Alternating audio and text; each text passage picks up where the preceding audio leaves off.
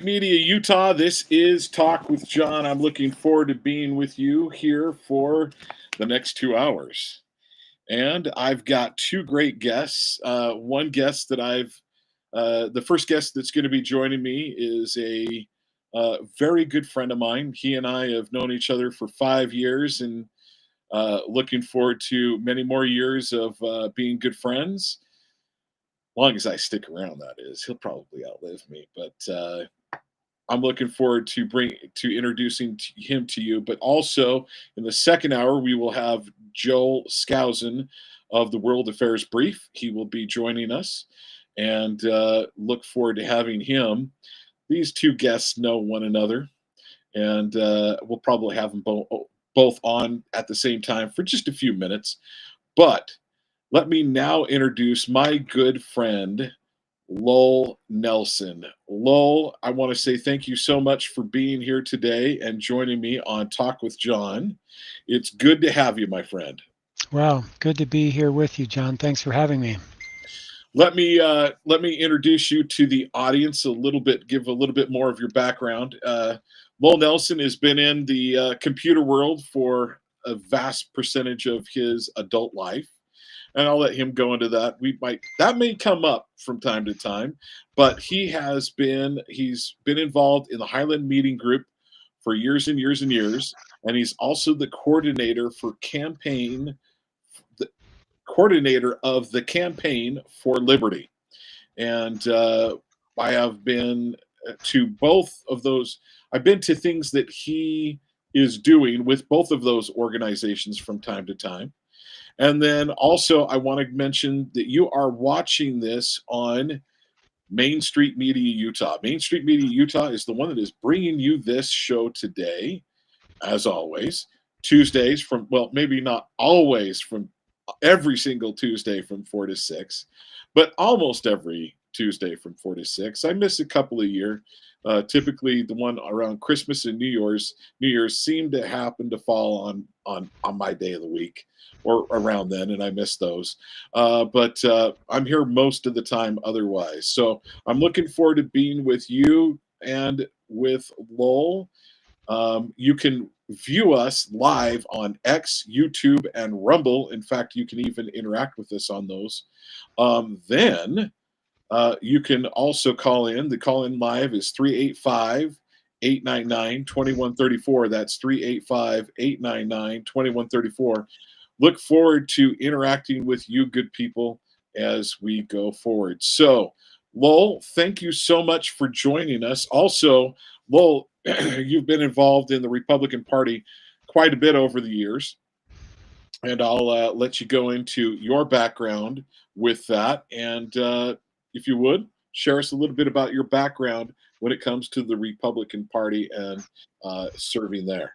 Sure, John. Thank you for having me. Again, you're a trooper, having these radio shows week after week. That's awesome of you to do that. Got involved in the party back in the 90s because I was upset about the gun control laws here in the state of Utah, and I was upset that I had to pay state income taxes to educate other people's children when I had to pay for my own children's education in addition to paying for my neighbor's children's education. In other words, our children went to a private school, and so I would pay several $1,000s a year to educate them, and I thought that I shouldn't also have to pay for other people. Well, so I got involved for those two reasons, and I've been involved with the Republican Party ever since. I think we did push back gun control successfully in the 90s. We have not yet been able to push hard enough on the education lobby yet to free ourselves from that. But I'm a big fan of private education, homeschooling, co-ops. Our three girls did that. Basically, private co-op education and a little bit of public education. But I would love to see the day when we have tuition tax credits so that I could get credit for paying towards the education of my children and grandchildren. And I'm not a big fan of vouchers because I think they have strings attached, but I am a big fan of tax credit, because then I just tell the government, okay, I paid, $5,000 toward the education of my children this year, and so I just knock that off of what else I would have to pay the state. Anyway, so John, that's a long answer, but that's the two main reasons I got involved in politics in the 90s, and I've been involved ever since. I was the treasurer of the Utah County Republican Party, been on the state central committee for the Utah Party, Utah State Party for over 20 years, and I even vice chair of the state party from 2011 to 2013. So I don't know. I think we need to be active politically in order to defend what freedoms we have and regain those freedoms that we have lost. And we have lost a lot of our freedoms, but we're working hard to regain them back and preserve the ones we have yet remaining to us. Okay, so I asked you to come on board to talk about this our state legislative session. And so I want to know, and I said the purpose of coming on is I want to hear what bills out there that you like. I want to know those. And I also want to know what bills you don't like, so we can hopefully take action in both things. So you and I have talked about this many times before, even before I started doing the radio. My elected officials knew my name. They knew my name. They knew, I had them on, I'd call them every legislative session. I typically reach out to my state legislators several times. And I even call them when we're not in session. One of them is not quite as good as I'd like them to be, and one of them is much further south of that point. Actually, no. Jeff Burton, I think, is pretty darn good. I think he's one of the better ones from other state legislators that I trust. He's one of the good ones. Now, I'm really, really disappointed. One of the things that disappointed me the most, and I spoke with Phil Lyman 2 weeks ago. We had him on, and I said, Phil, the thing that bothers me the most about you running for governor, and I have to point the finger at myself, because by his own admission, I was one of the first people that said, Phil, you need to run for governor. And when I said it to him, when I first called him, I remember exactly where I was sitting in Ephraim when I gave him that call. And he was like, John, it's not even on my, I don't have the time. I don't want to do that, blah, blah, blah. I'm like, yeah. So are we just going to turn it over to someone we don't trust? And he was like, okay, well, all right. And then obviously there were many other good people out there like Lowell Nelson that told him he really needed to run for office too. But the unfortunate thing is, in my opinion, we lost the best state representative that we had. Now, we got lucky and gained one that's pretty darn good, who you happen to know very well. Not your wife, but you know her pretty darn well. Kristen Chevrier. Yes, Kristen Chevrier. And does she in fact, is she your representative? Yes, she is. So let's start there.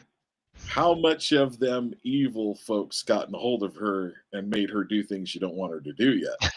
I don't have the inside scoop on that yet, but her votes have been pretty good so far. She did vote for HB 69, which I warned her not to vote for, but everybody in the House voted for that. It's like a almost 72-0 decision. But I think HB 69 is a gag order. Basically, this is the one that came because Mike McKell did not put a postage stamp on his ballot, which he then mailed, through the U.S. Postal Service. And our Utah County Clerk, Aaron Davidson, happened to say that, he never used a postage stamp. And Mike McKell took umbrage at that. And so he wanted this bill passed so that no one would ever again be able to know whether or not he used a postage stamp on his ballot. So this HB 69 is so crazy. They just need to kill it. It's already passed the House. It's sitting in the Senate, but I hope we can kill it there before it gets approval. Okay, so what was it that you didn't like in it? And geez, I have no idea who Mike McKell is. Yeah, he happens to be my state senator. And I can't say exactly that I've agreed with it. I can't remember the last bill that he's put forward that I've been like, that's a good bill. I'm glad he's running that. Now, I'm sure that it's happened. I'm sure there's a bill that I missed, but I'm like, what was even the point of running that bill? To get back at Aaron, it's basically a petty. It's a petty. He's just being very petty about it, right? He's took umbrage at the fact that he was exposed, that he did not use a stamp when he returned his ballot to the postal service. And so for every ballot that comes back to the postal service, the Utah County has to pay the postage on that envelope, that they handle. Well, it turns out that Utah County spent about $10,000 paying for the envelopes that were sent back containing a ballot, but the envelopes did not have postage stamp affixed to them. Whereas I think Aaron saved the county, I think it was $47,000 by all the people who came in and cast their ballot in person. And that's what really needs to happen. We need to cast our ballots in person because it's called fast cast in Utah County. And the great advantage of fast cast is that there's no signature verification involved. I mean, if you go in person and cast your ballot in person, then there's no time or cost associated or tedium associated with signature verification. And that's where so many problems arise. How can you compare your signature from today to a signature that you made 2 years ago? They aren't similar. I mean, they're sort of similar. They sort of look alike, but there's no guarantee that they're the same. Especially 20, 30, 40 years ago. Yeah.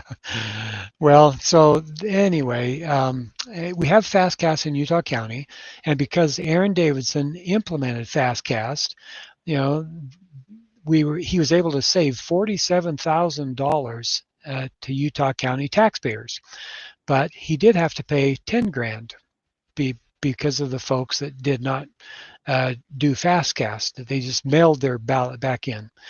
And anyway, Mike McKell did not like the fact that he was named as one of those people that, basically stole from the rest of us, John. Think of it this way.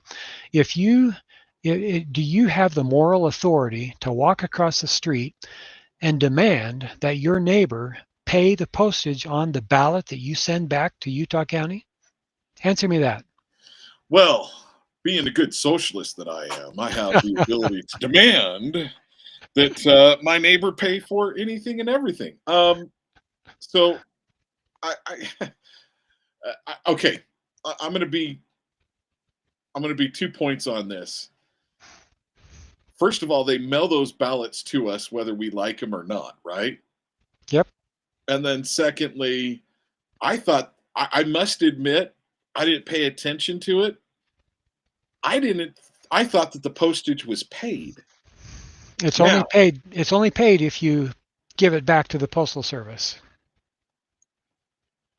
okay, so so I thought it was already paid. Now, what I did is I went to the closest polling station to me and actually went in person and went through the whole process. Now, I could have just dropped that off, frankly, in the drop box, but I was like, no, I want to prove a point. I want Mike McKell to know we need more polling stations. It needs to get back to like it was, I'm going to say it was 16 years ago. We used to go to the local school, and in their gymnasium or whatever, you would cast your vote. That's what we need to get back to. Yeah, absolutely. So yeah, Mike McKell, guess what, my friend? So he doesn't want people to know that he didn't pay for his own postage. He doesn't want people to know that. And so he created a bill for that. That's That's dumb, Mike. That's really dumb. Yeah, he's not actual the co-sponsor. Stephanie Grecius is the actual sponsor of the bill, and then there's somebody in the Senate. So Mike McKell's fingerprints might be on the bill, but he's not noted as the sponsor. Just so you know. So you said Mike McKell got this bill to happen. So why are you accusing Mike McKell when he didn't? That's pure speculation on my part, John. I freely admit that it's speculation, but it is true that Aaron Davidson and Mike McKell had a thing going on back and forth because of this little incident that, he took umbrage at Aaron Davidson's calling him out for having spent, having mailed that back in without, instead of bringing it in person, casting it in person, he chose to put it in the post office. And for my audience that doesn't know who that gentleman is, Aaron Davidson. Utah County Clerk, Aaron Davidson. And so Mike McKell took umbrage with him. Well, yeah, certainly did. And see, it's my position, John, that we need to publish the list of thieves. And if you're going to steal 50 cents from me to mail your ballot, I want your name plastered on the web somewhere so that we can get this Hall of Shame. Hall of Shame, that's what it is. Wow, folks, just so you know, Lowell Nelson, he's a bad man. Well, think of it this way. Are you willing to become a thief for only 50 cents, John? Oh, yeah. No, absolutely. And today, especially if I was in California, man, I'll just go into whatever store there is and just walk out the store with the candy bar and say, see you later. I hear these are free. They're giving them away. That's pretty funny. Well, HB 69 made that a private record. Whether or not you mailed your ballot or not, that is now, if this bill passes, HB 69, that would be a private record, and you can't have access to it, John. I don't understand why that needs to be a private record. Yeah, it's so stupid. It makes no sense to me. Okay, so let's talk about what other bad bill. Okay, so let me be clear, folks. I'm going to call up Mike McKell and make sure it's House Bill 69. You said? Yep. HB 69. Mike, no vote. Vote no. Yeah, see what he says. I mean, I would love for him to get back to you and explain why this bill is so necessary. I would love to hear him talk about that. Well,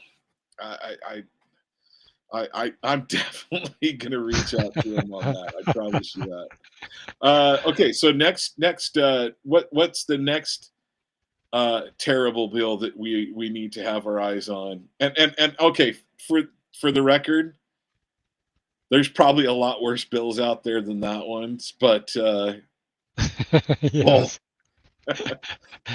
Well, it's a Class B misdemeanor if any employee of the state of Utah discloses that information on purpose. That's a Class B misdemeanor. That's pretty serious. Yeah, it's crazy. Okay, so what are some other bad bills out there that you're tracking? HB 27 is a horrible bill because it would increase the number of active voters in a precinct, which is currently limited to 1,250, so 1,250. That's the current upper limit on the number of active voters you can have in a precinct.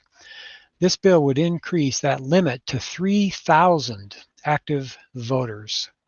Can you imagine trying to hold now realize, John, that you get about 10% of your active voters who come to caucus. And so at 1,250, you're going to have a caucus of about 100 people, 125 people. Well, if you triple that, can you imagine trying to hold a meaningful caucus with 300 people? Where are you going to hold it? Number one, it's going to be in a gym, in an auditorium, in the media center of a school. I mean, the places you can hold a meeting with 300 people are not very common. I mean, few and far between. Has this That's been voted on yet? No, it's still in committee. Hasn't even been discussed in committee yet. So it's very early in the stage. I just hope it never. I would like to know who's running that bill, because that person is a tool to get rid of the caucus system. James Dunnigan. Don't know James. Dirty Yeah, I don't. James. Yeah, I'll bet he's a Democrat too. Dirty Democrat. And if he's not, he's a yeah. Democrat Dunnigan, right? Is he a Democrat? No, he's not a Democrat. I don't know. Actually, I have no idea. But what I'm saying. But you're right. It would kill the caucus system, John. It would kill the caucus system, because people are already frustrated when they go to caucus because they've got too many people there, and check-in takes forever. And we just need to reduce the size of our precincts back to something that's far more manageable.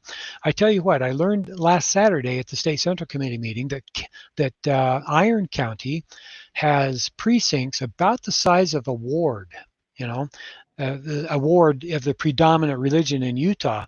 Down there in Iron County, they have about 300 people in every precinct, and it just happens to coincide with ward boundaries. And they have very meaningful caucuses. They're easy to attend. They have 30, maybe 35 people who attend. They have a meaningful discussion. Everybody knows everybody. They elect the people that they know will represent their ideological views. It's fantastic. And so I just really think that this HB 27 really takes us in the wrong direction a long ways. Okay. What other bills, what other bad bills do we need to look out for? HB 231. This is another House bill that is a bad bill. It creates a runoff primary election if no candidate gets a majority. So if you have 3 or more candidates in a primary election and no one of them gets a majority, then you go to a runoff. Now, runoff elections, they are expensive, and therefore this bill favors moneyed candidates. If you're rich and you're a candidate, then you're likely to win the runoff election. So that's why I'm opposed to this bill. And plus, see, it's the party primaries used to never have this problem because you never had 3 or more candidates in the primary. You only had 2, because that's the way the parties ran their primaries. But then along came SB 54 in 2014, and the state foisted upon the parties any candidate who gathers enough signatures, they can get onto that primary ballot without going through the party's convention process. And what's that? That has resulted in what we call the plurality problem, where if you run in the primary with 3 or more candidates, you can win the primary with a mere plurality of votes, say 35% or 40% of the votes. If that's more than any of the other candidates, you win the primary. And so you're now you serve in public office without a majority of your of the voters having chosen you. So that's the plurality problem. They want to fix that by adding this runoff election. And to me, this is the wrong direction to go. Let's fix the real problem. Let's restore to the parties their ability to choose 2 candidates and put just 2 on the ballot. That's the real solution here, John. So is HB 231 out of committee yet? Let's take a look at it. It is out of committee, and it's circled number 4 on the House third reading calendar. And what that means is when a bill is circled, that means it can come up at any moment. They can, if they're having floor business, then if Jordan Tusher, who's the sponsor of this bill, wants, if he thinks he has the votes, then he can move to uncircle the bill, and then if it's uncircled, then becomes the bill under consideration at that moment. Usually the reason they'll circle a bill is if they don't have the votes. They'll circle it so that it doesn't get defeated. And so you've got these 5 or 10 circled bills at the top of the list waiting to whip the votes for that bill, and then once you think you have enough votes, you'll uncircle the bill, and the House will vote on it. So right now it's number 4, it's circled, and Tusher probably doesn't have enough votes for it, but once he gets enough votes, then he will move to uncircle it and they will vote on it. That's where it stands.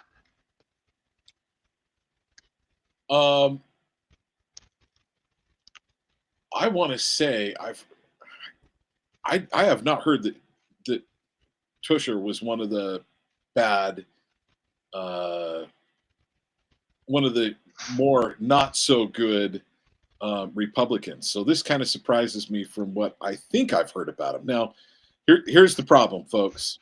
Talk with John. I must admit it. I'm not on the Hill every day, and I don't know all of the.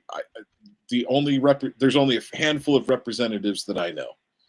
I know mine, and I used to know Phil Lyman. I now know Kristen Chevrier.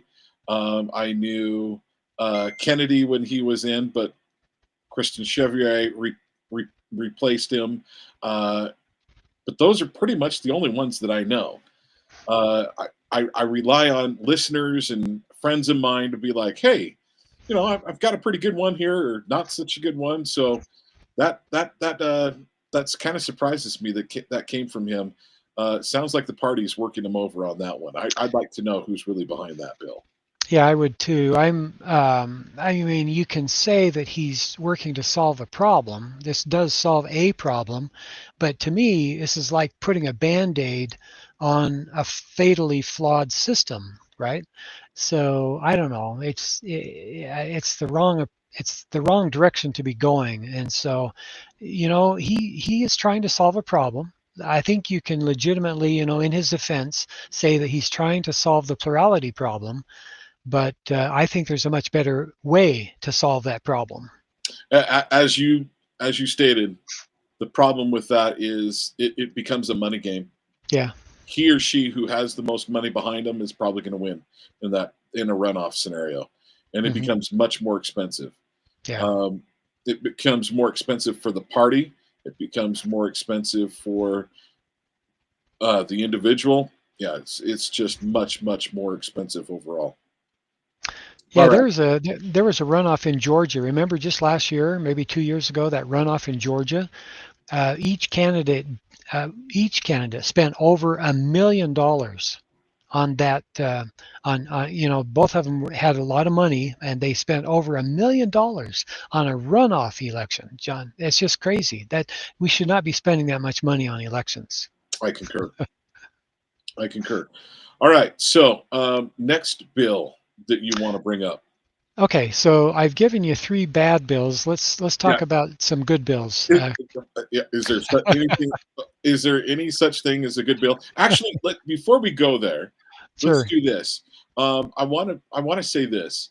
First of all, let me re-mention that folks who are listening to us here live on Main Street Media Utah, you can go to our X channel, our YouTube and Rumble channels. Also, you can go to mainstreetmedia.org and be able to look at a number of other shows. So here is one of the things that's important with this whole process. One thing that's really also KMMU.org is another way to go to us, and feel free to call in.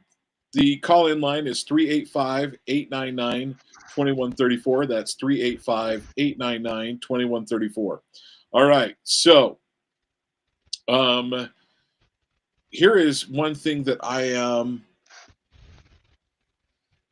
like about Utah's legislative session. It's a real short session. I think it's the shortest session in the whole country. The problem is too many of our legislators, including Mike McKell, every single year says, I want to congratulate my fellow members we're running all these bills. It's terrible how many bills they have coming at them. um, Phil Lyman was like, I never read every single bill that came through. In fact, there's a big percentage of them that I wasn't able to. I had to rely on the character of the individual on these bills. So that's one thing that we've got to just figure out a way. But I've had more than one state legislator tell me, "Oh yeah, we're doing hard work and we're passing so many bills and we're doing a great job." And I'm like, just because you're passing bills doesn't mean you're doing a good thing. In fact, typically when you're passing a bill, you're taking away some form of freedom from me when you do it. Well, that's one reason I really like Mark Roberts. Yeah, I think he was your rep for a while down in the south end of the county. Unfortunately, he was not. Okay, but But he would. Mark Roberts was one of the best we ever had. Yeah, he would run a bill every session that eliminated some section of code, some regulation. I remember the hair braiding. You had to be a licensed beautician in order to braid hair or something, and he eliminated that requirement. I remember the cow sharing. In order for me to sell milk to you, I couldn't do that, John, unless you owned part of the cow or something. So he eliminated that. Mark eliminated a number of. He always ran at least one bill every session to eliminate some stupid regulation. I so appreciated that in him. Yeah, Mark. I consider a good friend. He would not necessarily consider me a good friend. We don't interact a lot, but I consider him a good friend because of him standing up for liberty and freedom. Yeah, absolutely. Totally. Well, I'm glad that you have some good friends, some good people, and you're exactly right. Phil Lyman, and just like any other representative, they do not have time to read the hundreds and hundreds of bills. Some of them are long, some of them are pithy, some of them are good, have a mix of good and bad. Some of them it's hard to understand because they reference other areas of the code. I mean, it's a maze. It's very difficult to be a legislator. In that respect, I'm glad I'm not up there on the Hill, and I send my condolences to all of the legislators who have to go through that meat grinder every I year. sent Kim when I found out that Kim Chevrier replaced Mike Kennedy, right?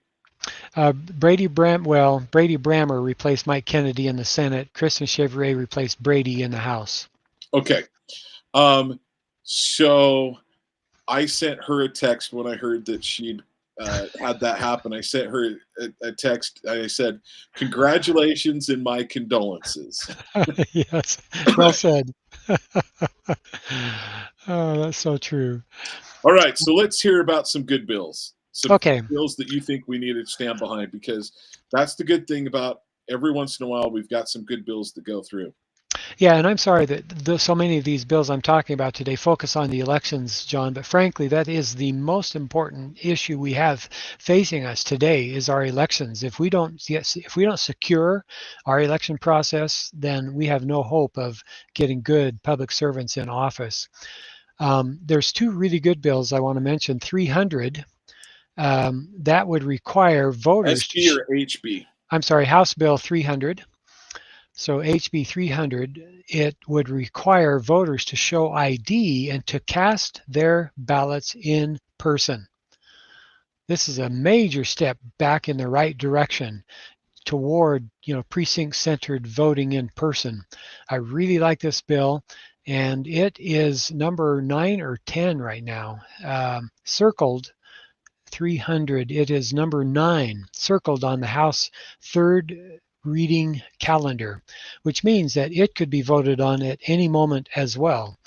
And they're getting a lot of pushback up there, but we need to support HB 300 so that people will cast their ballots in person. That sidesteps the whole signature verification process and the problems associated with signature verification. Fantastic bill. And that one is sponsored by Jefferson Burton. happens to be, like I said, one of the good ones. And yes, I was familiar with that bill. I was very happy when he told me he was running that bill. Is he your rep? He's my rep. Yep. Awesome. That's good to know. Really good to know. Well, and then sort of right along with that is HB 332. 332 by Carrie Ann Lisenby. This bill would withdraw Utah from ERIC, the Electronic Registration Information Center. And ERIC is a horrible organization.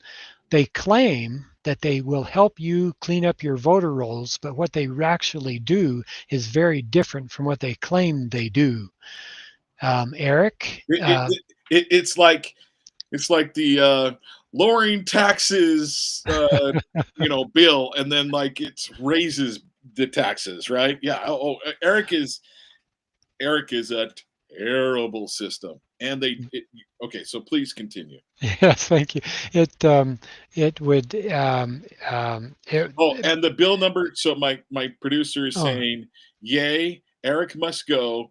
Please repeat the bill number and the sponsor. The bill number is 332, and I missed who the sponsor was. Carrie Ann Lisenby. Carrie Ann Lisenby. Yep, and she's great. And so, ERIC, they identify what voters in your area do not vote. They identify people who are not registered to vote. Well, let me ask you a question, John. Why wouldn't a person register to vote? What would be their reason not to register? Yes, they don't care, John. They just, it's not important to them. It's not important to them. Okay, so then ERIC will give these names to NGOs and other organizations, left-leaning organizations, who then go to that area and get all of these uninterested people to register to vote. Why would they do that, John? Well, on the best side of things, to try to persuade people to vote. But there's more nefarious reasons why they could do it. We know that there's been ballot harvesting that's been done off of that. There's been claims that actually people have voted on their behalf without their knowledge. And so if you know who doesn't vote on a regular basis, some nefarious act. If I was a nefarious actor, and let's say my name was Spency Locks. Okay. And I wanted to be governor again. But I wanted to, I was afraid I wasn't going to get the votes I wanted. I might send out a group of people to people that haven't voted, have them vote in my name. I mean, ooh, that would be a good idea. Yeah, you could be an actor on Despicable Me there, John. You're awesome. Yeah, so that's right. And so you register indifferent voters to vote because you know they don't care and they're not going to vote, which means that you can, in a devious, nefarious sort of way, cast a ballot for them. And so basically we need to get out of ERIC, withdraw from ERIC. 9 states so far have withdrawn. I think we're down to like in the 13. We were up to 21, now we're down to 13. And so it's a bad program, and this bill would withdraw Utah from ERIC. Good bill. To me, it seems like it's a bill that you must support, folks. Yeah. That's worth calling your legislator over. And there's a good chance that a number of your fellow citizens are calling them. So I would definitely do it. Excellent. Now, there is one other bill I'll just mention in passing. A lot of people for a long time have wanted to make Election Day a state holiday. Well, there's a bill to do that this year, HB 351. That's House Bill 351. And that right there is interesting. I mean, I don't think I need a an election day, but I do like the bill, and I will support it because it emphasizes the day, the election day, because I'm not in favor of election month. I want a single day upon which voters would go to vote. And if you can't vote on that day, then you request an absentee ballot and life is good. But for most people, we need to go to our precincts and vote on election day. So if we get a state holiday devoted just for elections, then this, I believe, is a step in the right direction, taking us back to the all important day of voting. So for that reason, I think it's a good bill.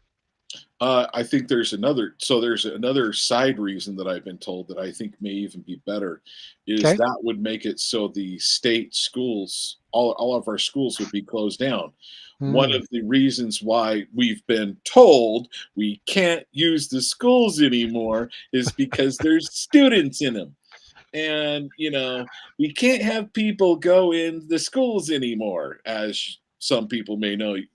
There's most schools you go to, you can only go into one door that's unlocked, and other than going into that door, and you have to announce yourself, and you have to give blood, and you have to promise, and you have to cross yourself, and things along those lines. Prove that you're a perfect actor in order to be able to go into the school and see your own child, or their teacher. It doesn't sound like you're bitter at all, John. You're not bitter about that, are you? No, not in the slightest. But the thing that it does is it would cause for the school systems to be closed, and that makes it now that statement of we can't have people going into the schools because something could happen to one of them. Hmm. That issue just gets taken off the table, Yeah. and we It, can use other state government buildings as well.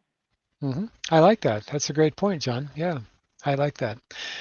Okay, so that concludes my list of election bills. There are others, but they're a little bit more minor. They're tweaking around the edges of our current election law, but I think those are the main ones that I'm following most closely, John, as far Uh, as election goes.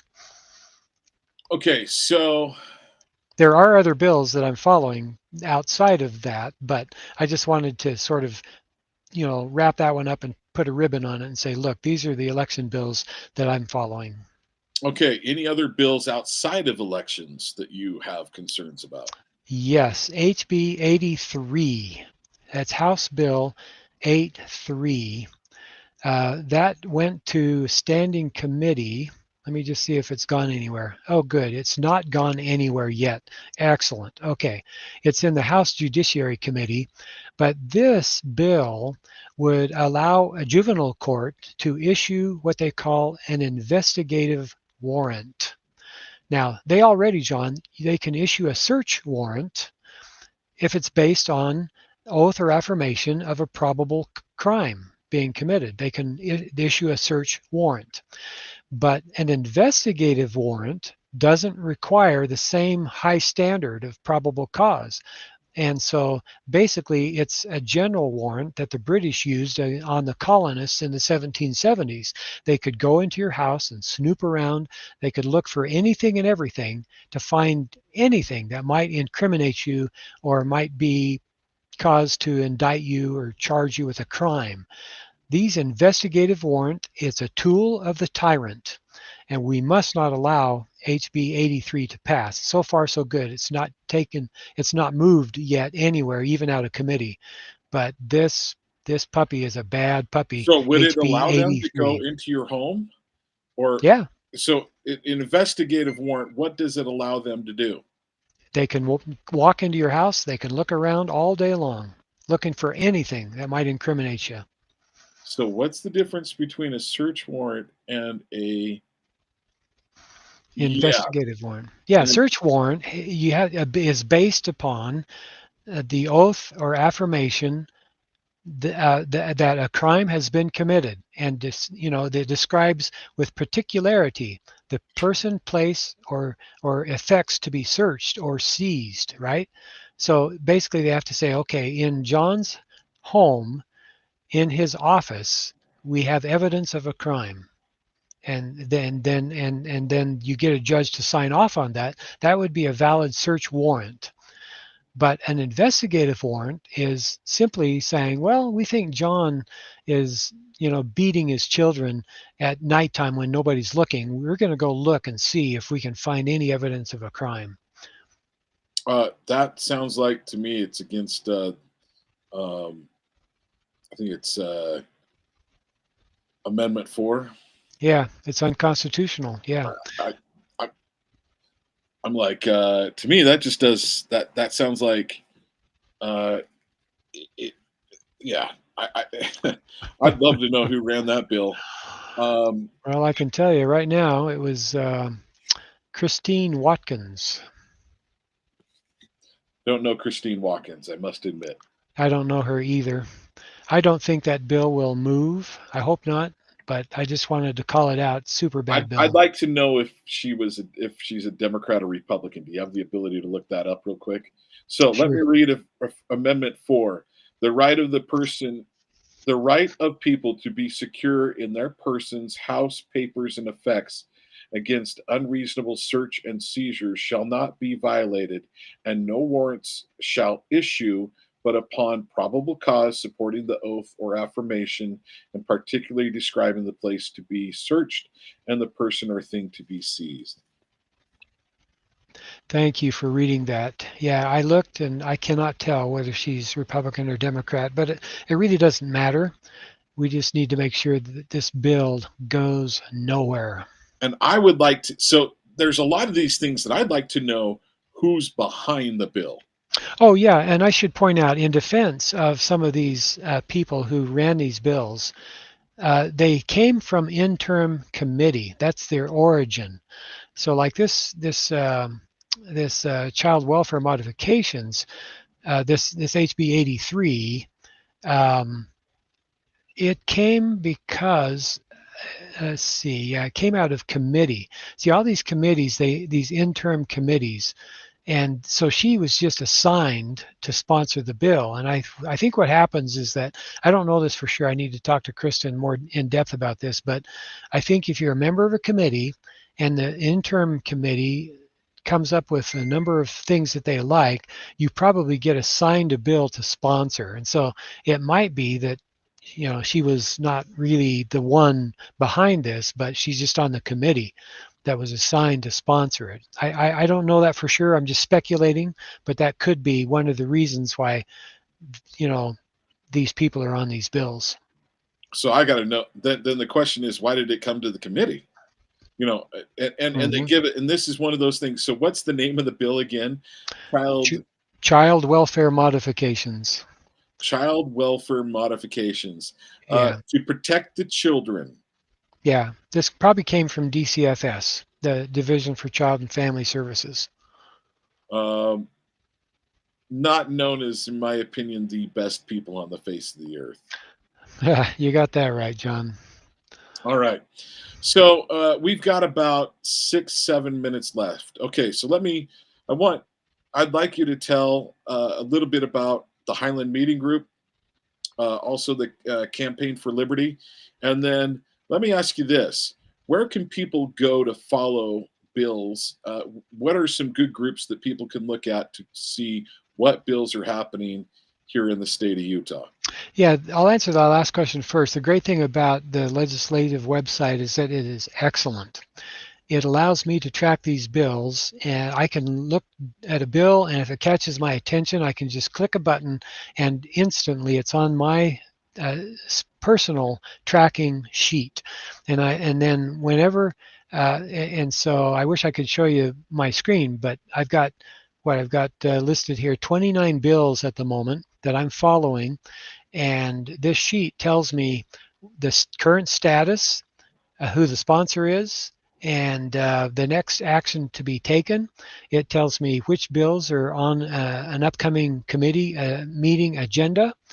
And so what I do every night, John, is I look at which bills are on an agenda for the next day, and I'll send an email to members of that committee, meaning a committee agenda, and I will ask them to either support or oppose the bill. I'll state my reasons, and then the next day, just like an hour before the committee meeting or a half hour before, I'll send them a text and say, please vote no on such and such a bill if it's on the agenda. And so they have my text reminder, and they have detailed information, reasons why they should support or oppose the bill from my email the previous evening. And so this is a way that I try to interact with the legislature, and I recommend that everybody do this. If we had even 200 people or 300 people across the state doing this, it would be a huge impact, John. So go to le.utah.gov. That's LE as in the first two letters of the word legislature, .utah.gov, and click on bills, and you will see tracking service listed there, and you click on tracking service, and then you can start tracking bills that interest you. It's a great way to stay in touch with what's going on up there in Capitol Hill. Let's talk about the Highland Meeting Group, and let's also talk about Campaign for Liberty. The Highland Meeting Group was started about 20 years ago by Thomas Butler, just a really good friend. He's friends with Christian Chevrier and others of us there in Highland. And it started out as a way to track what the city of Highland was doing, because Highland went deep into debt in the early 2000s, like 2001, 2, and 3, and 4, just sunk our city into $18 million of debt. And we became alarmed at that. And so we started this group to ride herd on the Highland City Council. And we were successful in getting liberty-minded people on the council, Catherine Schramm, Tim Irwin, Thomas Butler, and others. And we are now just 1 or 2 years away from having retired all of that debt, John. I'm so happy. Wow. We're almost back up to zero, almost out of the red, just a couple of years away from having no debt in the city of Highland anymore. So we're excited about that. But then that grew into what it is today, which is we talk about politics and about preparedness. Those are the two things we talk about in the Highland meeting. We invite speakers to come. I know you've attended many of those meetings, John. And for instance, we had Robert Scott Bell last Friday night. He talked about the Maha Mandate and Robert F. Kennedy Jr.'s confirmation hearings back there in the Senate. In January, we had Alvin Gould, who was defected from communist China 6 years ago, and he told his story about how what life is like in communist China. Just one more example: Gabriella Puckett talked to us in November. We always have our meetings on the first Friday of the month, or almost always on the first Friday of the month. And Gabriella talked to us about life in communist Cuba. And just it's horrendous, the stories that the experiences that they went through. We've had we have Joel Skousen every year. We have people come and talk about gardening. People come talk about preparedness, and it's just a fantastic meeting. We often invite legislators to come talk to us about what's going on in the legislature.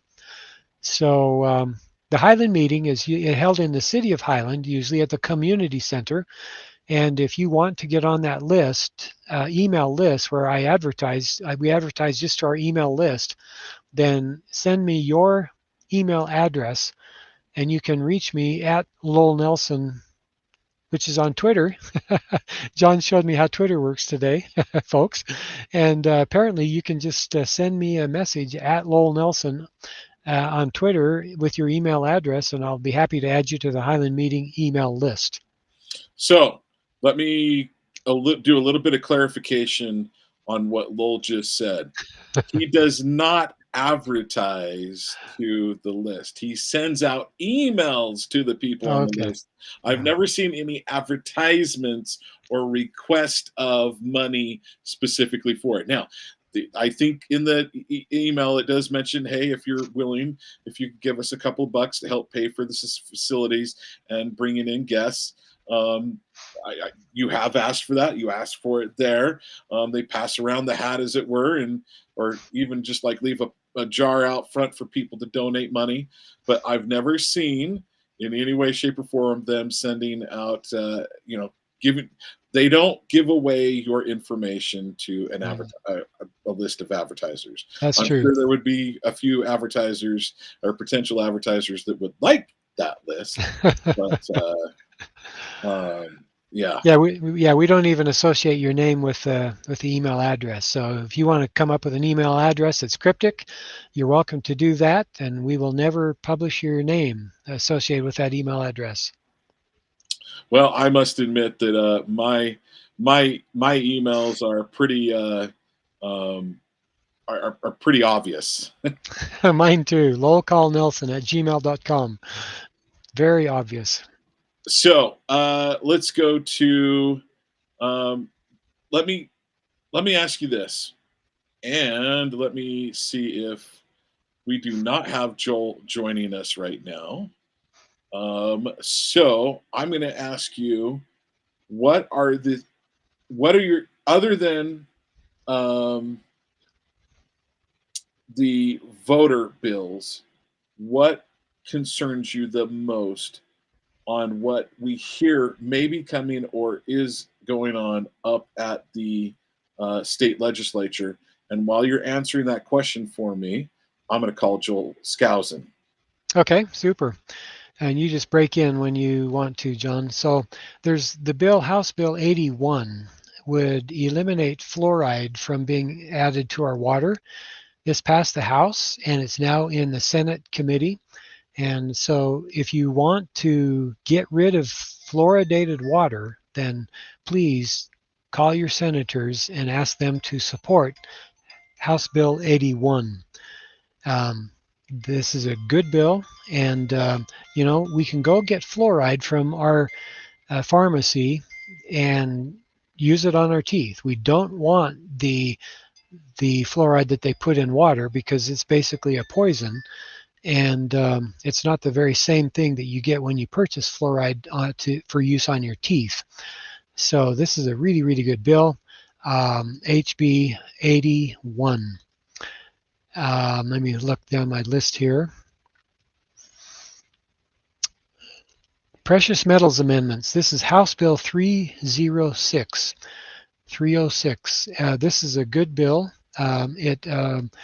It's again in the vein of using specie legal tender, gold and silver as legal tender. This bill would facilitate that. Basically, it modifies provisions relating to state investment in gold and in the establishment of a gold-backed digital payment system. So you could actually, pay your taxes with gold if you wanted to do so. Now there's a number of individuals in the state that have gold and gold backs, and they operate that way. That's what they pay for their products and services in, because there's over 800 businesses now that accept gold backs, and this just enables the state to accept payment in gold. Let's see, it also does a precious metals study. I'm not quite as familiar with this bill. Actually, I don't know that so it's a competitive procurement for precious metals backed electronic payment system. Okay, to develop an issue. Yeah, so I think it would allow you to eventually pay your taxes with precious metals. That would be way cool, I think. Okay, anything else? Any other bills I have on my list here? I forget the name of the individual. This was several years ago, probably, I think like in 2008. There was Mm-hmm. actually a candidate running for governor that one of the things he was pushing was the state needs to get a gold reserve. Imagine had he gotten that gold reserve, and I think that was back when gold was like $300, $400, $500 an ounce. Mm-hmm. I mean, that would have been one of the best moves ever made, right? So Yeah, awesome idea. And it's probably going to get higher, right? I mean, actually, gold, it stays at the same value and the dollar gets lower, but people Right. say, okay, well, the gold is going up, right? But it'll probably continue to go up because this government continues to print money and spend it into circulation, which just simply increases the price of gold. So I think gold is a good investment. I think at least a portion of your portfolio ought to be in gold and silver. And so I support that bill. Again, that was 306. There's just one other bill that I want to mention, and then I probably got to fly, but um, it is the Airborne Chemicals Amendment. This is a Senate bill 126, Senate Bill 126. This addresses the release of airborne chemicals. Basically, it prohibits the release of chemicals from aircraft for the purpose of solar geoengineering. So basically, it's chemtrails. It's a bill that would Oh, defund chemtrails. folks, and I know there's a bunch of people that would want to poo-poo that, but guess what? That's what Bill Gates is trying to do. Yeah, he wants to kill us, folks. Yeah. He wants to depopulate the planet. All right. So let me ask you this quick question: would you say that we've got what the history arc of our legislature? Would you say we've got one of the better ones, or we've got one of the more not better ones? I'm actually thinking that the legislature is populated with a growing number of people who are waking up. In other words, like a Phil Lyman, like a Christian Chevrier, like a um, Mike Peterson up in Cache Valley. Really top-notch people, and we're getting more and more of them all the time. It's still a small fraction of the 104 legislators that are up there, but it's a growing fraction. So I think we're improving slightly, John, and I hope to see that improvement to continue to climb in the coming years. I was really concerned about Jeff Burton when he had been a former general, two-star general. I was like, there's a guy that gives in to playing the political game. And he's done pretty well. He's done Well, pretty well. I would like to see him, since he's your guy, John. Why don't you talk to him about Defend the Guard Act? Maybe not for this session. It's probably too late for this session, but defendtheguard.us is a website that he ought to read because he's familiar with the military. He ought to be first in line at defending and protecting our National Guardsmen that live here in Utah. Defend the Guard Act says that the the members of the National Guard in your state cannot be deployed to a battle zone overseas without a congressional declaration of war. That would be huge. Huge. Yeah, My Jefferson concern Burton. is my concern is that all of a sudden there's going to be a lot more declarations of war. That's the other. But that's what should be done. This is helping Yes, to rein in this federal government that's not doing things right by the Constitution. right. Well, Lowell, I want to say thank you for joining me today. I really appreciate you being here. Feel free to leave or feel free to stick around for a few minutes to be able to say hi to Joel. But if you need to go, I want to say thank you for being here today. Well, thank you, John, for having me. I did get a call from my daughter. I need to run over to her place next, but so I got to go. But it's always fun to talk with you, John. You make radio easy. It's so fun to be on with you. So thank you. Well, I don't know about that, but I do have a good time with you joining me. Thank you, Lowell. Appreciate you. Bye bye. Take care, brother. All right, folks, that was the great Lowell Nelson, Lowell called Nelson as it is. And I want to say thank you to him for joining us and mentioning some bills. So, folks, this is a good one to share with the audience. And right now, here momentarily, I'm going to be having Lowell just left. I'm seeing that we have our next guest lined up, but I'm going to pause for just a moment. We don't have commercials, so I'm going to pause for just a second. Let me mention that, folks, you are watching this on mainstreetmediautah.org, or you can go to KMMU.org, and you can go there and you can find all the shows for not just Talk with John, but all of the other great shows, Gowd Crowd, a number of other great shows that we have. Please, we've got Eagle Forum representatives that do stuff. I believe it's Darlene England is one of the hosts. So we've got a number of good people here that try to bring forth the truth and try to bring forth correct principles and bring forth great information. So I want to mention that. So you can go to kmmu.org and you can follow us on our X channels. We are also on YouTube and Rumble. We're live. Feel free to go and check those out. So here momentarily, I'm going to be bringing on Joel Skousen, but I want to do kind of my top of the hour, as it were. And I realize it's not the top of the hour, but when I switch from one guest to another, I like to mention my show prayer and my show mantra.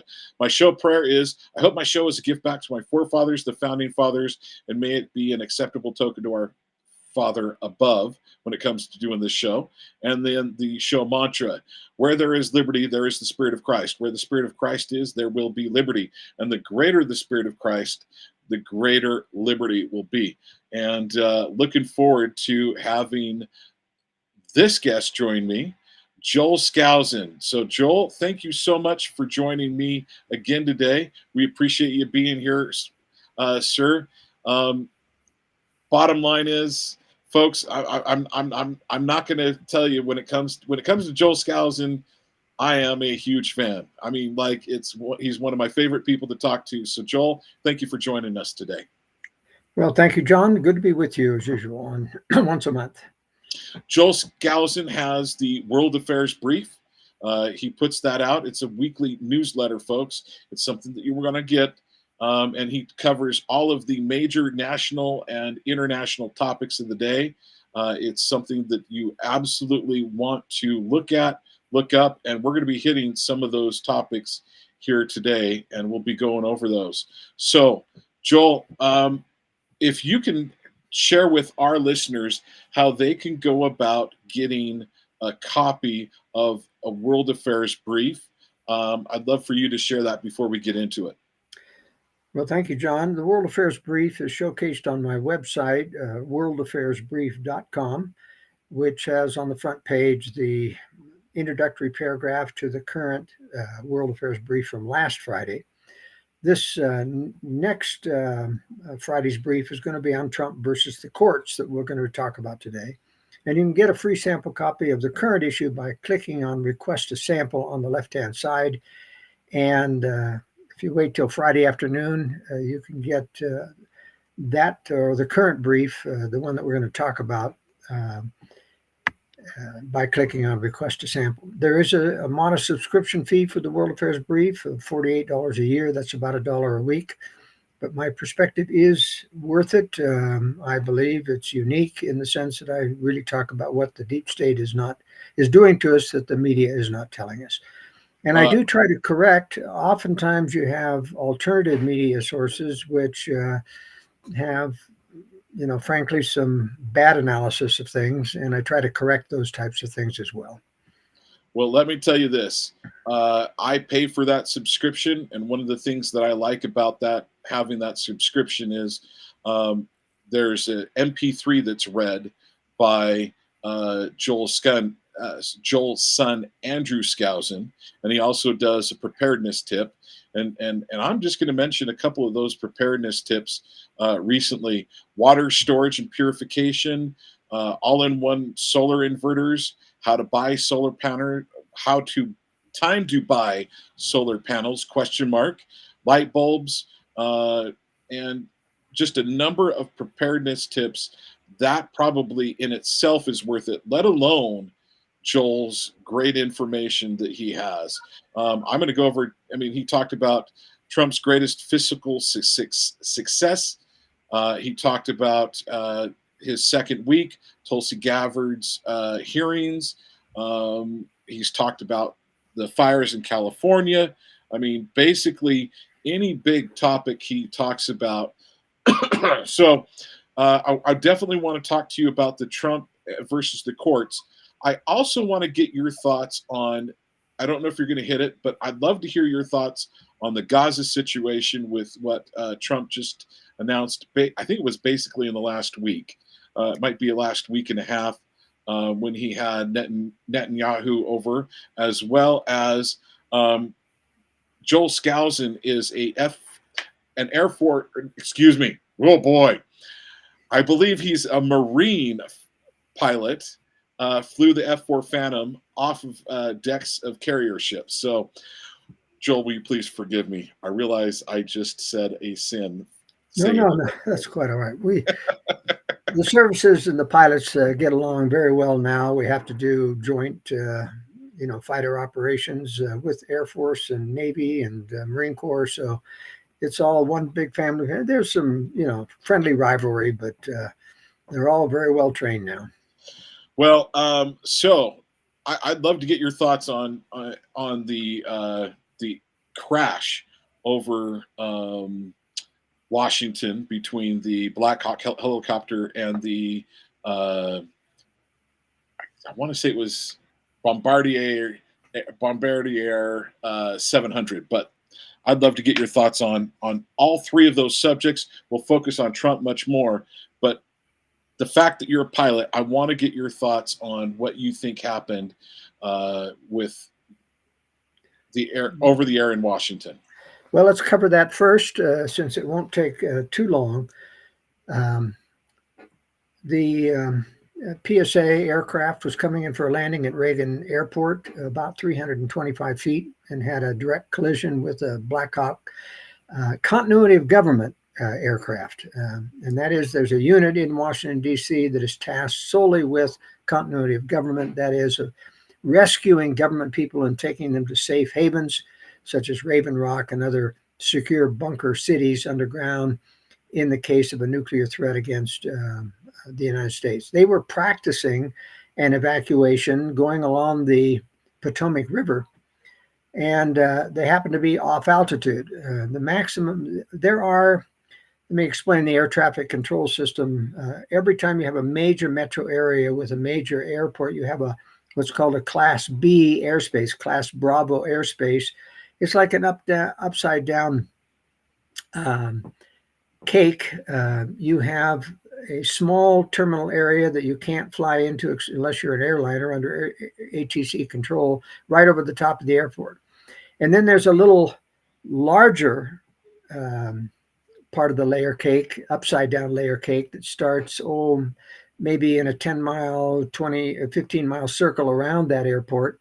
And you can fly under that VFR as long as you stay out of the Class Bravo area above you, which is usually, you've got a couple of thousand feet generally that you can fly in. In the case of the Washington, D.C. area, it's 200 feet. That's the maximum limitation when you're close in to the Reagan International Airport, because you got to stay below the glide path of the aircraft that are coming in for landing at the various runways at Reagan International. And, they have recovered all the black boxes. The airport data said that the Black Hawk helicopter was at 200 feet, which is basically within limits. But that couldn't have been true because the airliner was at 325 feet and they made a direct collision to it. Now, I don't know what they were using unless it was terminal radar at the tower to determine that 200 foot, because it's clearly in error. Interestingly enough, the Black Hawk helicopter, the military helicopter, had its ADS-B equipment turned off. Now, ADS-B is automatic surveillance broadcast. It's an electronic device that all aircraft that fly into controlled airspace are required to have now, that broadcasts to the FAA your airspeed, altitude, and the number of your aircraft, so they know who you are, where you are, and what altitude you're at. And they had that turned off. Interesting. Now, technically, the tower should have called them on that and said, hey, where's your ADS-B, because that gives you a much more accurate altitude output on that. One of the other problems with the whole scenario was that there was only one ATC controller on that very busy Class Bravo area around Reagan Airport. There should have been two. And that's because there is 4,000 to 5,000 ATC controller shortage within the FAA because of the Biden administration mandating that they do DEI hires, and that is that they pass over qualified pilots and other people who are familiar with the air traffic control system in favor, if they're white, in favor of minorities or gays and lesbians, which they have no business doing. You're supposed to hire for competency alone, as DOJ is trying to do and force the government to do. But that was the problem, is there a bunch of ATC controllers in shortage. There was only one controller, various aircraft, and he did call out the traffic, as he should have. Your traffic, as you know, ahead at 2 o'clock, and the pilot acknowledged that he had the traffic in sight, but he obviously didn't, or saw some other aircraft that he thought was the traffic. You know, meaning the pilot of the helicopter. The helicopter pilot acknowledged that he had the traffic in sight, but he obviously did not. He probably had some other blinking light traffic in sight and had his eyes glued on that. Well, there was a pilot command and a co-pilot. The co-pilot, a Captain LeBrock, which turns out to be a lesbian DEI hire that was brought into the Biden White House as a military, semi-attaché volunteer for social events, was the co-pilot there, and she was probably flying because they essentially did not reveal who the co-pilot was. They gave the pilot's name and the crew chief's name, but not the co-pilot, until later it came out that it was this lesbian DEI hire. So there's lots of social criticism of the fact, plus the fact that, whoever was flying the aircraft was 125 feet over the maximum altitude. So I think they're going to find that the Black Hawk helicopter is the one at fault on this. And obviously the black boxes will determine what the actual altitude was, and that they were at the same altitude when they collided.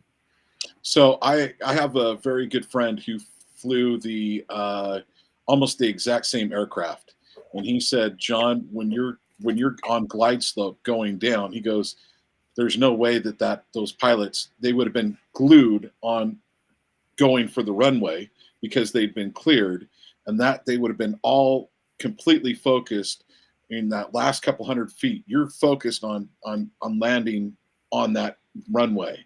On top of that, he goes, because of the pitch of the plane, it's really hard to see really would have been really hard for them to pick up. So he agreed with your assessment that it's like 90% on the helicopter, maybe 10% on the air traffic control, and not necessarily, I would even totally blame the air traffic, that 10% being an air traffic control's issue, not necessarily the individual air traffic controller, because of that high level of there should have been two people doing what he was trying to do. Well, and as well, it was when his ADS-B is off, which is the automatic surveillance equipment, which broadcasts your altitude.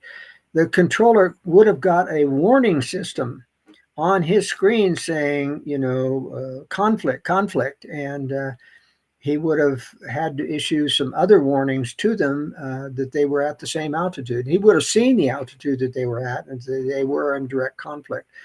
Now, apparently the PSA pilot did see him about a second before the crash because he pulled up on the aircraft. And I think the data from the black box will show that he was trying to make an evasive maneuver there to avoid. But when you're slow in a landing configuration, you don't have any airspeed to maneuver with. You pull up and you're going to stall. So right. It was a deadly situation. Right. Thank you. Appreciate your explanation on that. And I think one of the biggest keys is, unfortunately, DEI probably proves to cause this problem. The other thing is, I'm like, what in the world is that?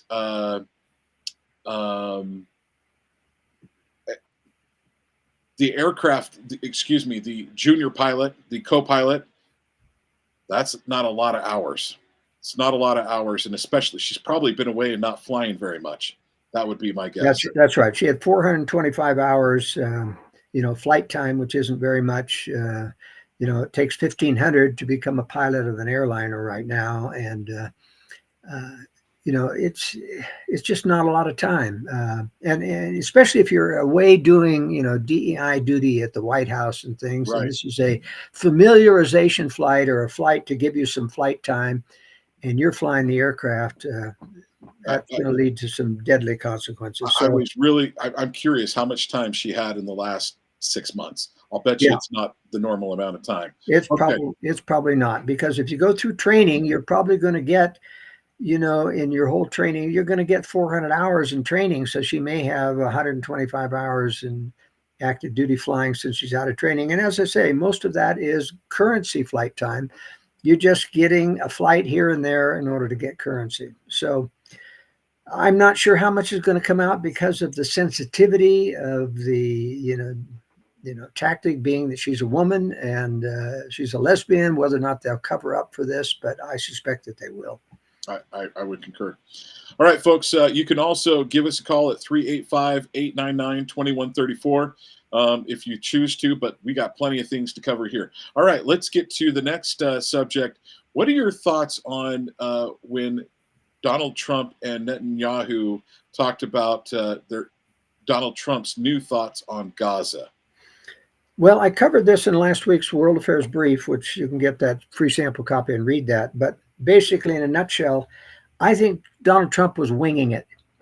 I think Netanyahu was telling him all the difficulties of, overcoming the Gaza and the Hamas situation and what a mess it is and all of this. And Trump comes up with the idea, well, why don't I just take over Gaza and we'll just make a big real estate development. We'll take the people and send them to Jordan. And Netanyahu should have pushed back on that. Netanyahu should have said, no, President, that's not going to work. The Palestinians will never accept that. Neither will Jordan and Egypt, who have their own problems. They don't want Hamas in their country any more than they already are. Egypt's dealing with the Muslim Brotherhood, pretty radical terrorist organization. He didn't push back. He probably said, well, I'm going to let this thing roll. I'd like nothing better than to have Donald Trump take away my Gaza problem. So a lot of this has to go on Benjamin Netanyahu, who should have known better than to encourage Donald Trump to accept this crazy idea about turning it. And let me tell you why it's crazy. In the first place, the United States doesn't have the trillions of dollars that it's going to take to completely clear Gaza and rebuild a Riviera type casino city there. Now, he'll say, well, we're going to get developers to do that. Well, what developer in his right mind is going to build casinos in an area that's still within rocket distance of Hamas, which will be across the border in Rafah in Egypt, and even Hezbollah in Lebanon, which has rockets that can reach Gaza itself. And so, that's just silly. Now, the U.S. could induce them by giving them loan guarantees and other inducements or paying for it or themselves. But, this is just a non-starter, plus the fact that Egypt and Jordan have categorically said, we're not going to accept this. And the Palestinians themselves won't accept it. As I pointed out, it's also a violation of international law to forcefully displace people and throw them out of their country into another area. So this is just wrong on its face, and it's never going to work, and it's too expensive. And Donald Trump has no business trying to, save money with Doge, for example, hundreds of billions of dollars, and then throwing $1 trillion at going to Mars or rebuilding Gaza. That's just silly. But as I say, I don't think he's thought this out very well. He's on a roll. He got a lot of press for the first 2 weeks of his inauguration about all the things he's doing, and now it's coming to a standstill. As I predicted, the courts are going to stop this, or at least are trying to, and he's really going to have a job trying to defy the courts.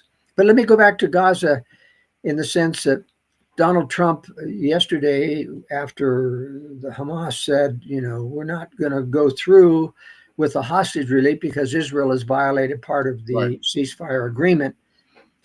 Donald Trump said, all right, there's going to be hell to pay again. If you don't release all the hostages by Saturday, we're going to basically threatening annihilation there.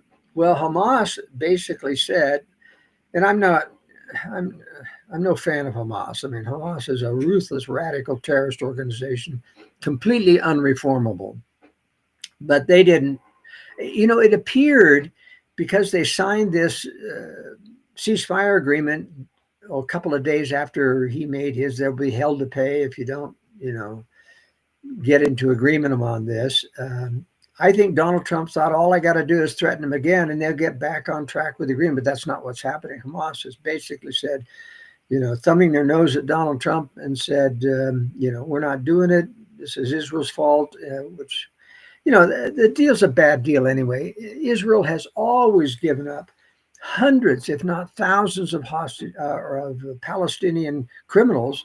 I mean, people who have killed Israelis in exchange, even for a single soldier that's a hostage, right, let alone the 95. So it's a very bad precedent.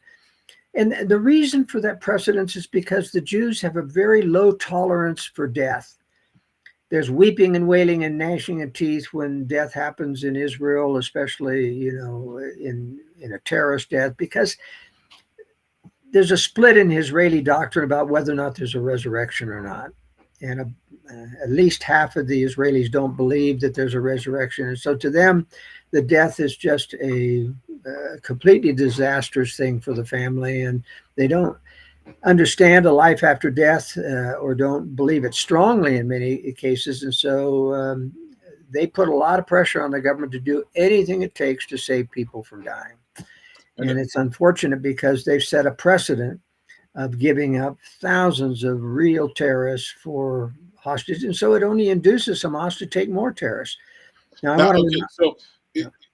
Here's my question to you on that point. Does it actually cause more death because of what they're willing to give up in the short term over the long term? Well, it certainly causes more hostages to be taken. And then you got to go to war when there's something like this. But remember, as I have told my subscribers to the World Affairs Brief, Israel is at least 50% responsible for this October 7th terrorist attack, because they pulled out 80% of the Gaza brigade defending southern Israel to telegraph a message to the Hamas that we're wide open. And that's why when Hamas breached the fence, there was nobody there to close the gap. There were no tanks to roll up and stop it. They went in unopposed to the various and overwhelmed the small military garrisons. They had electronic sensors all over that fence, knew exactly, and they shut down that system so that they were blind on purpose. So Israel wanted this attack in order to have an excuse to go after and eradicate Hamas, which I told my subscribers, this is stupid.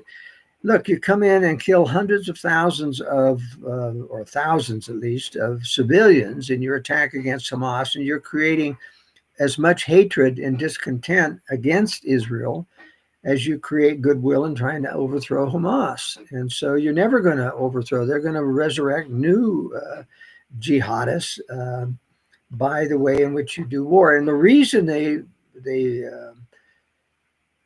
allowed more civilian deaths in terms of the bombing campaign rather than soldiers was because they didn't want to kill a lot of soldiers because of the aversion that Jews have against death.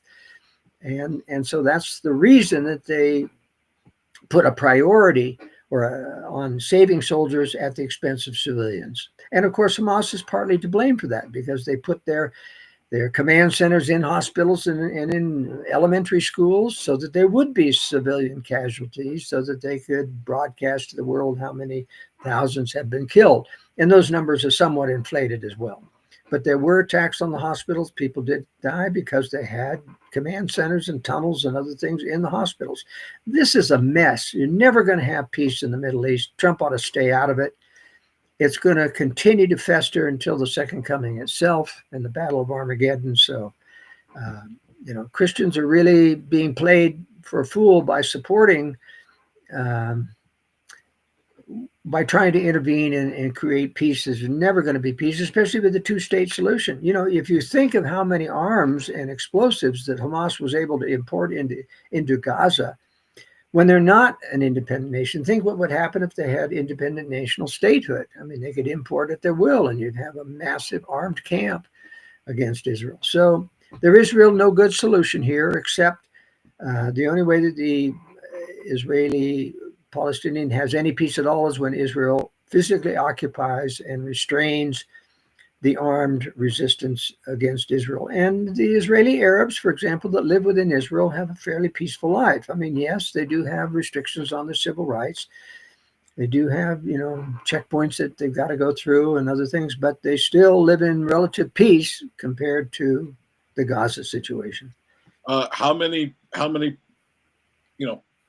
people within their legislature, within their parliament, they have a percentage of those that are actually Muslims.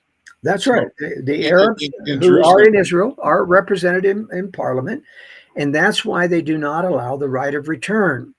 The right of return, which, a good many of most of the Palestinians that were driven out in the 1947 and 48 war, demanding the right of return to return to their lands. The lands have already been developed into something else, so that's not going to happen. But even if you allowed them and their children and grandchildren to return, you would overwhelm the Jews in terms of voting power, and then they would win through, we know about the dangers of democracy when you get overwhelmed, when you don't have constitutional protections against a minority or a majority overwhelming a minority. Well, the other thing that was just glaring to me with October 7th, why I go, what in the world, how badly did Netanyahu and those within the government want that to happen? You had retired generals get to where the conflict was happening and to their families, driving in their own personal cars from 4 hours away, if I remember correctly, one of them.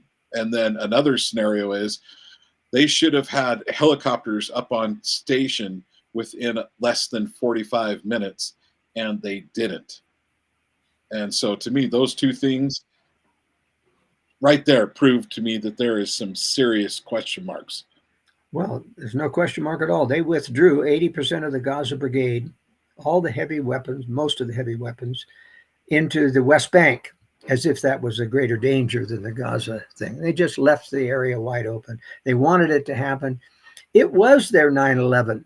They broadcasted, this was our 9/11, thinking that everyone in the world would die. We just got attacked by a bunch of Muslims, but it was a 9/11 in the exact sense of the U.S. 9/11, is that it was a government operation from beginning in. I mean, it wasn't quite that because they simply let it happen, and it isn't in 9/11 that the government let it happen. They hired the terrorists. They loaded the buildings with explosives. This was a deep state operation. They switched out 2 aircraft for drones, that were specially modified to, hit the towers and the Pentagon. And then they pulled another, and then I believe it was Ray Silverstein, I think, was the individual that said, go ahead and pull the building for Building 7. Yeah, well, that's right. And it was preloaded for demolition, and they alerted Rudy Giuliani, who had his command center in Building 7. He got out, and everybody else got out. But, the building was pulled, meaning controlled demolition. And, of course, the Twin Towers were as well. We may hit that again around September 11th. Okay. I'd like to get your thoughts on that. Let's hit Trump versus the courts. Well, I predicted in the first week when we had all the euphoria about Trump's executive orders, I said, yeah, you just wait. The deep state courts are going to come in and throw injunctions at this. And then that's exactly what is happening on all the important issues. And even Paul Craig Roberts said this week, and I quote, he said, I predicted, said Paul Craig Roberts, that the minute Trump moved to take back the government, endless lawsuits would be brought to prevent him from functioning as president. A federal judge, he says, has assumed a non-existent authority to block the Department of Government Efficiency from Labor Department data essential for the Department of Government Efficiency to do its job. Another federal judge has blocked the Department of Government Efficiency, DOGE, from access to the Treasury Department data, ruling that the data is too sensitive for the President of the United States to see. So who can see the data, he asks, if it is protected by privacy? Right. How could it have been collected? In other words, what is the Treasury doing with it? A dozen Democrat state attorney generals are also suing to block DOGE from access to the Treasury data, claiming it is an unprecedented violation of privacy rights. Now think about that, says Paul Craig Roberts, for a minute. If the data is private, what is the Treasury Department doing with it? Why can one department that reports to the president have the data, but not another? Can judges deny the president having information in departments that report to him? Can the CIA deny the president national security data? Good question. Well, the answer to that is yes, they can. Whether technically that is the case or not, or should be the case, no. But the bottom line is the CIA doesn't report anything they don't want to report. Well, the judge even ruled that the Secretary of Treasury can't see the data. Can you imagine? The one who's in charge, which means that the unelected bureaucrats, the deep state bureaucrats that are running this payment system, and that's what they've been getting. But it's already too late. The cat is out of the bag. Trump went in this presidency for the first time in his life, unlike 2016. He went into this presidency fully prepared, and so did Elon Musk, fully prepared with, he had 4 super, computer experts, young guys and a girl, go into the Treasury Department, and within minutes they had access to the data, and they started pulling down and mapping all the data. They not only mapped where the payments were going, they were interlocking payments between government and private entities that were totally illegal, and they've got that now already there. And so the judge is trying to has required that Trump not release any of the data that he's got so far. And I don't think that's going to happen. I think that data is already leaking out. I'm going to cover a lot of it in Friday's World Affairs Brief. And this is really where the deep state rubber hits the road, is when you have hit the payment systems, because you can't, when you can trace the payments, I mean, you can palaver all that you want about and give excuses for in generality, but when you can match the payment system, tell where taxpayer money went and how illegal it is and how improper it is, that's dynamite. And Trump's already got that information. So we're going to see how this battle plays out. But I'll tell you, he's going to have to finally challenge the courts and say, you just don't have the authority here. And the courts are saying it's a matter of national security. And so Trump's going to say, prove it. He's going to go to the Supreme Court over this. And if he doesn't, I think he'll simply defy the courts and say, well, like FDR, you've ruled it, you enforce it. It's not going to happen. Okay. Where do you think? Okay. So I'm guessing this goes to the Supreme Court. How do you think they're going to find? Well, this is important because you've got to remember that the Supreme Court has a handle on 2 out of actually 3 of this. Two out of this. Kavanaugh. Yeah, Kavanaugh Roberts. and Roberts. And the other gal. Amy Coney Barrett is not a deep state controlled entity, but she's a mainstream person that can be easily manipulated into voting against the conservative cause. She has never in her entire life as a jurist ruled against a big corporation or the government. Right. So if the deep state, remember, if the deep state really doesn't want this data out, they'll lean on Kavanaugh, who's deep state, and on Roberts, who's deep state. And, they have blackmail on both of them. Well, they have blackmail on Roberts because of the homosexuality problem, and they have a deep state connection with Kavanaugh because he was number 2 to Ken Starr in the cover-up of the Vince Foster murder, which they called a suicide. And he was the main attorney that was charged with pressuring Patrick Knowlton, the only witness that could prove that Vince Foster did not drive to Fort Marcy Park to commit suicide because his car wasn't there.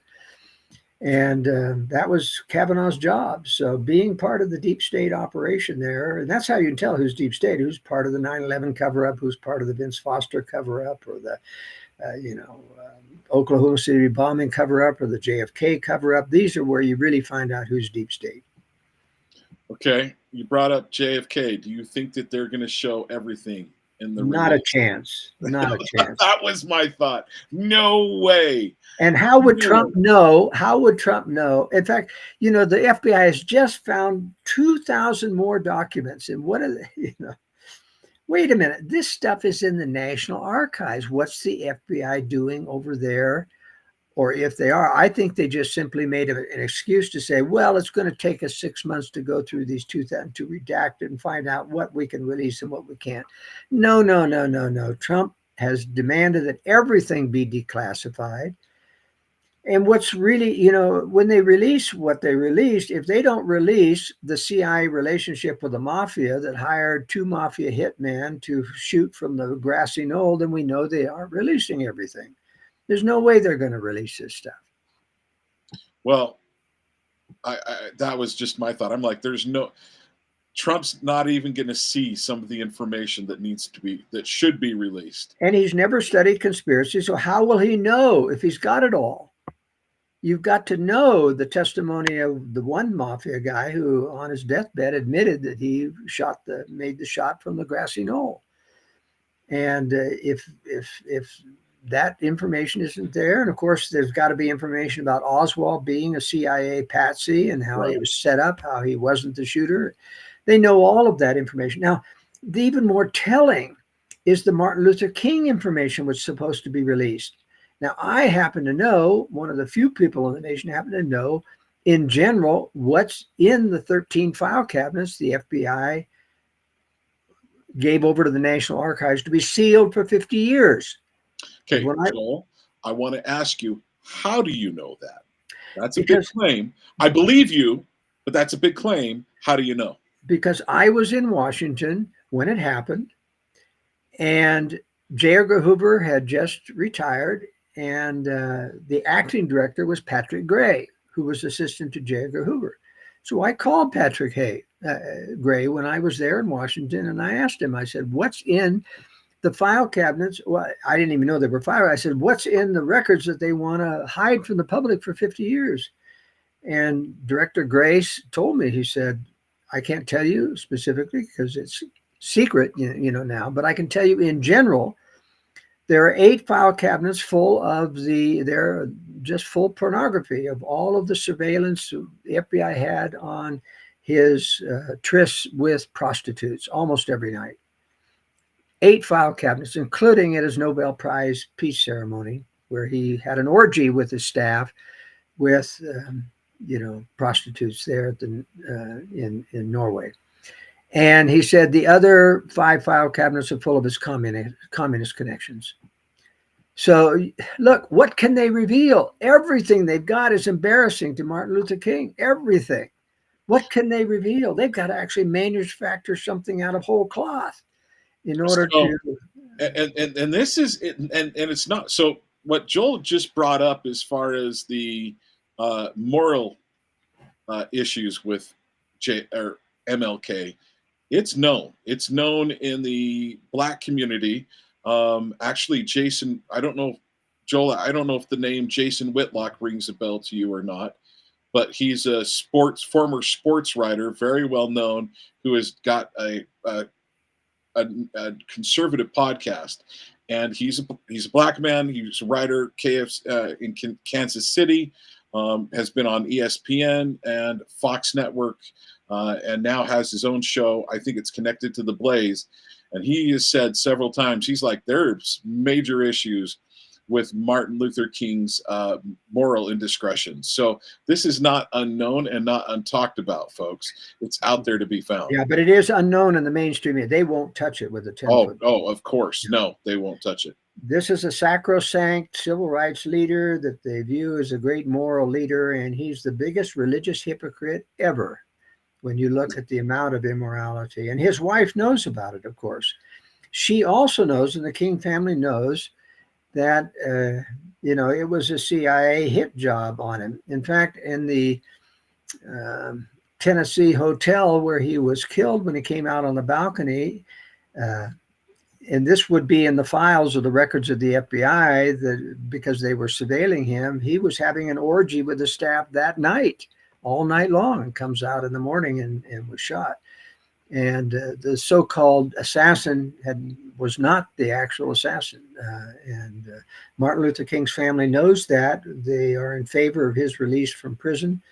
And so there's a lot of stuff going on. And then there's the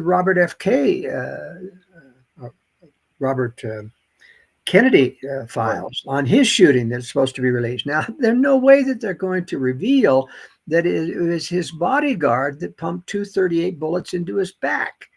Remember, Sirhan had a 6-shot 22 revolver firing at him from the front.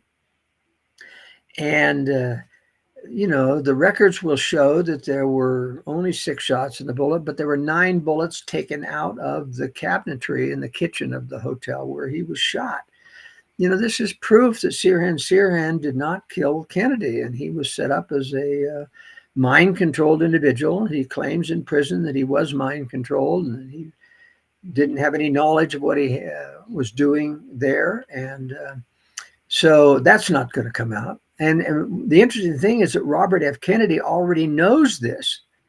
Robert F. Kennedy Jr. knows this because he, as a family member, got access to the autopsy results. So he knows from the x-rays and the autopsy that there were 2 bullets, 38 bullets taken out of the back of Robert F. Kennedy. So it's a slam dunk proof. And to think that the deep state is going to release that information, and the name of Robert F. Kennedy already knows the name of the bodyguard, and he's released it. So there's no way the government's going to come clean. And unfortunately, because Donald Trump has never studied conspiracy, he's not going to know whether or not they're coming clean with him. And nobody on his staff studies conspiracy because it's been blackballed within his campaign. Well, I would say I'll bet you there's a few of them that have studied conspiracy because they're part of it and they want to know how to do it better. Well, Laura Loomer, for example, knows a little bit about the 9/11. She doesn't know what I know, for example. But think of what happened. How did the press treat Donald Trump when he let her on his airplane, when he flew on a campaign stop? They excoriated him. Yes. And so even if they know something, they're not going to reveal. And I just don't think they know. You really got to study these conspiratorial issues to know the wheat from the chaff and to really know what's. There's a lot of false theories about 9/11 and it did come down with controlled demolition. The airplanes did not cause that collapse. Those towers were built to take the impact of an airplane. There's no way they could have collapsed all 47 interior columns, So in any case, we can talk about that when it comes up next year on September 11th. But Donald Trump's, the deep state isn't through yet with Donald Trump. They're going to really stop most of his things. Now, he's going to have to defy them, in my opinion. Do you think he can defy them? How much? Well, if he can, then, of course, it's up to Congress to impeach the president. Do you see? Right. For defying the courts. And right now, with Republicans in charge, I don't think they've got enough of votes to impeach the president, especially if he brings out the evidence, the Doge evidence of all the illegal payments that the Treasury has been making on behalf of the taxpayers, which the taxpayers don't know about. I just don't think there's going to be, enough momentum to impeach. So I think we should see a major confrontation, a well-needed confrontation between the president and the courts for interfering in things which they have no jurisdiction over. Remember, the courts are not the superior. There's 3 equal branches, and they're not superior over this. Well, I want to. Man, it goes back many, many years. President saying, well, if that's the way you feel about it, enforce it. Yeah, that was FDR. When they ruled his FDR. What? I want to say it happened before FDR. No, I don't think so. I think FDR was the first one who defied the courts when they tried to overturn his New Deal legislation. And then what he did was pack the court so they didn't have to defy the court. Well, I'm going to trust your knowledge over mine on this one, definitely. Okay, so the other thing that I think is that I find interesting is just the momentum within the general populace. The Super Bowl, there was a huge cheer for when they showed Donald Trump and Taylor Swift got booed. And it was not, the booing for Taylor Swift was not quite as strong as the cheering for Donald Trump. But to me, it's just, it's the cool thing. It is amazing. Anti-culture now is conservative or conservatism, and even somewhat Christianity is starting to become a counterculture movement. Now, I'm going to say it's Christianity light. It's Joel Osteen type Christianity. Right. It's not Joel Skousen Christianity, but there is that move, and so there's a part of me that goes, Donald Trump might win a fair number of these cases just because the momentum of the public is so strong. What are your thoughts with that? Well, it's really too close to call right now. I've always said, don't underestimate the power of the deep state. Donald Trump is not going to overcome the deep state. He is not equipped to do that. And even if I were president, it would be very difficult because you see, you have to get actual surveillance on the deep state doing treasonous things and collaborating against the government together with other people to tie them together. The NSA has all that data, but they're not going to give a president that. They're going to say it's not there. Right. Now, if I were president, I would go after the private versions of that data. The CIA has farmed out surveillance data to about folks. Pay attention to what Joel Skousen is about to tell you. A lot of people bring up, well, the information's not there, it can't be found, and how could they get it? Joel's about to give you one of the big keys of unlocking the system. Sorry, Joel, continue. Yeah, they farmed out the data to Booz Allen Hamilton and about 3 or 4 other major high-tech, what their version of the military industrial complex, but the high-tech industrial complex with government, so that they have a plausible reason for telling Congress, have you surveilled Americans? And no, we don't do that. They have private corporations have done it. This is a long trick for government. And so I don't think they've purged that data, for example, of all of the conversations of government employees. That would be a massive operation that would require, programmers knowing exactly what evil the government has been doing. And so I think if you went in and subpoenaed that data from the private corporations, and you'd have to go in like Trump and be prepared to actually take over those corporate data centers and bring in your own people to get access to the data and pull it out. But that's how you would go after these people. You've got to have proof. It's not enough. I mean, I can track conspiracy by the results that are happening, like in 9/11 and other things. But to get the actual data on who called what Cheney did in the White House Situation Room when he let that plane fly into the what he said and what he planned with other people, because he was running the government during the George W. Bush regime. You got to get those conversations, and they're out there.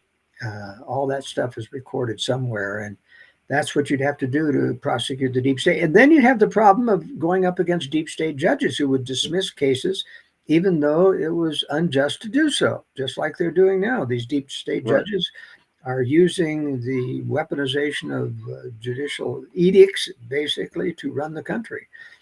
So it's a major problem. And as I say, I don't think Trump's going to win this battle. It's going to go on for a time. The big curveball that I worry about, that I covered in last week's World Affairs Brief, is they might throw a depression at the United States to stop his claim that we're going to make America prosper again. They could easily do that by cutting the money supply. There's a huge stock market bubble that is kept alive by regular injections of money, and the new money always goes to the Wall Street banks. They get first use of it, prop up the markets with that. But I'm worried because, as I covered in last week's brief, the big hedge funds are shorting the market, meaning they're making bets that the market is going to go down, and they'll lose billions if the market doesn't go down. And these people know what they're doing, and they're insiders, a lot of them. So watch out. We could have there's a lot of things they could throw at Trump. And last of all, of course, they can throw World War III at him and blame him for it. Yeah, so my two biggest concerns was them sinking the economy. I'm like, I think that's what they're going to try to do, is pull the plug on the economy if things continue to go the way they're going with Donald Trump. Well, there's a lot of insiders, though, that would get hurt too, and so it's not a sure deal. I mean, they would like to do it with Trump, but they're going to hurt a lot of their own insiders who are going to be hopping mad if they do it too. Okay, so the counter statement to that is they've got so much money, they're still going to be way higher than the average individual. money matters, but it's the power that that money buys, and they still will have tons of money to be able to buy their power.